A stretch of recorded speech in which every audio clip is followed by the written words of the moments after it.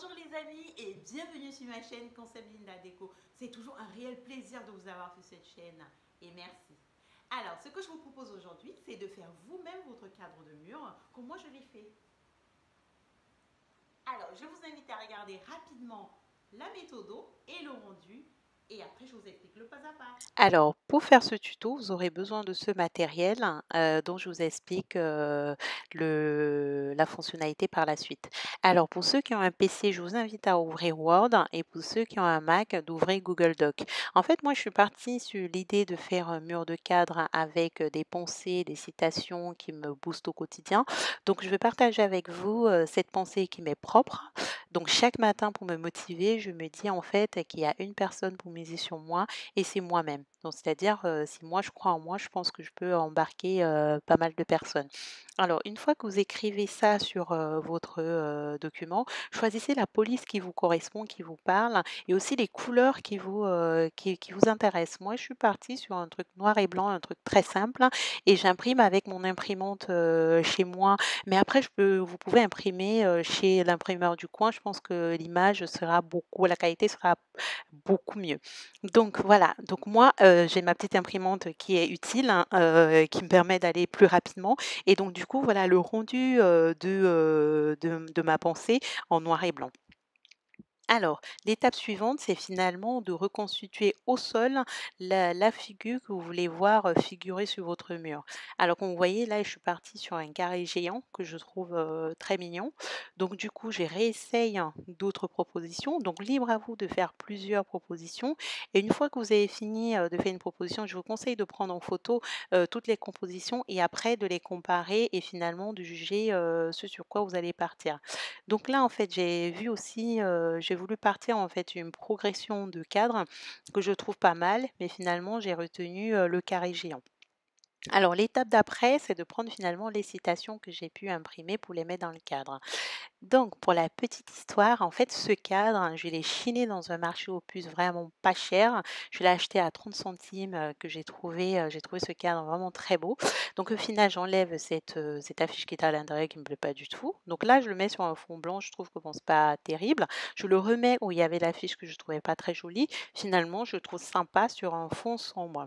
Et donc là, je le remets en fait dans le cadre justement pour voir ce que ça donne. Une fois que je me rends compte que c'est bien droit, là maintenant je ferme le cadre avec, les petits rabats qu'il y avait autour. Je fais pareil pour toutes les autres citations.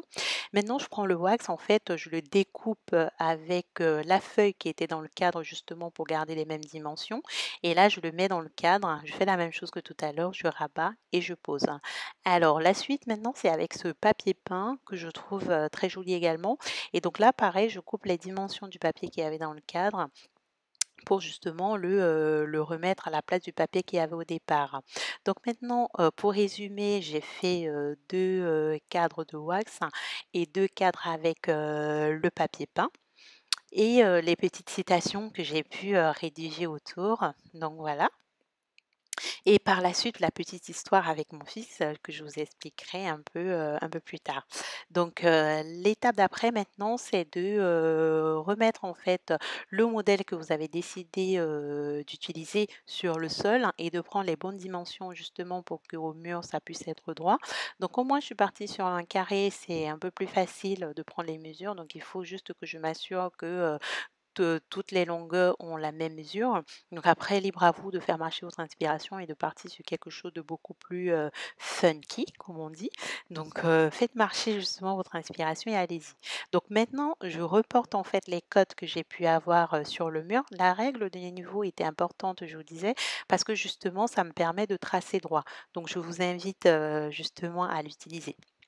Alors maintenant, j'utilise une colle, très bien que j'ai trouvée sur une pub, hein, qui est géniale. C'est une colle, multiface, qui ne laisse pas de traces quand on colle au mur. Vous voyez, là, j'ai mis et ça ne m'a pas plu, j'ai enlevé. Regardez, tout est blanc, c'est-à-dire, vous collez et vous l'enlevez, il n'y a pas de traces et vous pouvez remettre cette colle et elle a un plus, lavable et réutilisable. Franchement, elle est top.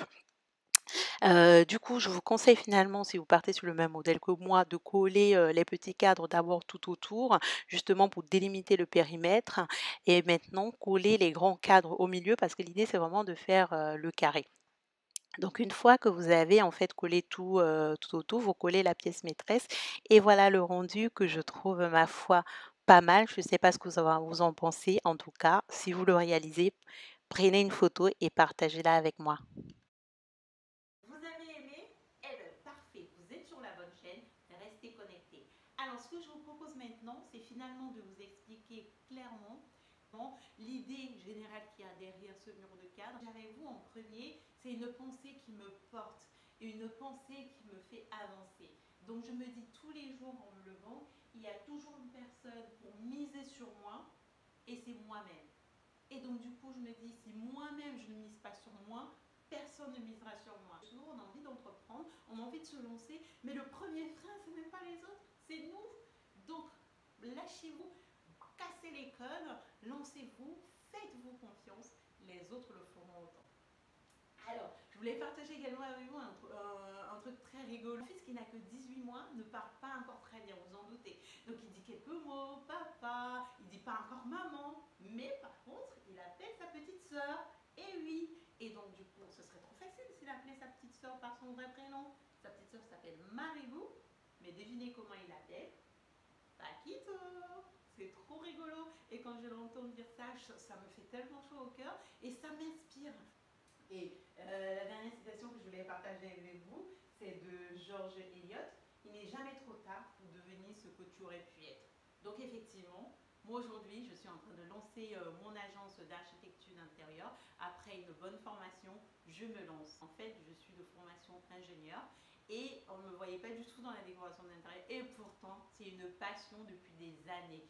Et du coup, j'ai envie de faire cela toute ma vie. Vous savez, j'adore le wax. Franchement, je trouve que c'est un tissu mais incroyable avec plein de couleurs, plein de peps. Et du coup, vous n'allez jamais voir quelqu'un sur son mur qui expose le wax. Franchement, on s'en fout. Si personne expose, c'est leur problème. Moi, ce que j'aime, j'expose. Et moi, ce qui m'inspire, je le fais. C'est pour ça que je dis, les gars, cassez les codes, allez-y, faites ce qui vous plaît. Et le quand dira-t-on, franchement, ne vous en souciez pas. Ce qui est important, c'est ce que vous pensez. Donc moi, j'adore le wax et particulièrement ce tissu. Vous l'avez sûrement déjà vu. Et donc, si vous avez vu ma première vidéo, j'ai utilisé ça pour faire mon masque en tissu. Donc en fait, c'est une chute de masque que j'adore. Et que du coup j'ai trouvé l'idée de l'encadrer parce que ça m'inspire, c'est plein de couleurs, c'est plein de peps, ça représente beaucoup pour moi et j'adore.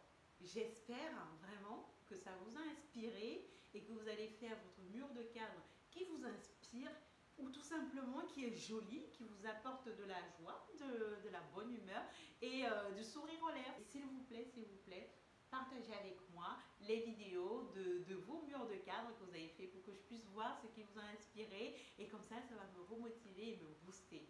Alors, je voulais prendre ce moment pour dire vraiment merci beaucoup à tous ceux qui se sont déjà abonnés à ma chaîne et je vous invite de continuer à le faire. Alors, pour ceux qui ne savent pas, pour vous abonner à ma chaîne, c'est hyper simple. Je vous invite à cliquer en bas de mon nom sur s'abonner, c'est en rouge, vous ne pouvez pas le louper. Vous avez juste à cliquer dessus et puis vous êtes abonné sur ma chaîne. Comme ça vous permettra de recevoir des notifications quand je vais poster des nouvelles vidéos pour ne vraiment rien rater sur tous mes conseils, sur tous les do-it-yourself que je vais faire.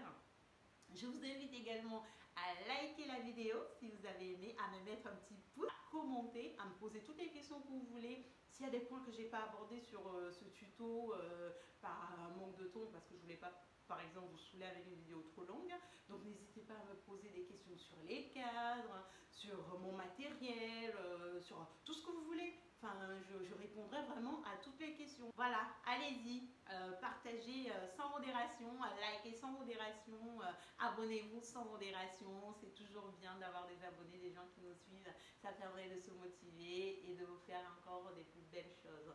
Donc, je vous dis encore merci, merci, merci de me suivre dans cette belle aventure qui est la décoration d'intérieur. Alors, je vous laisse sur ces bonnes paroles. C'est à vous de jouer. Faites votre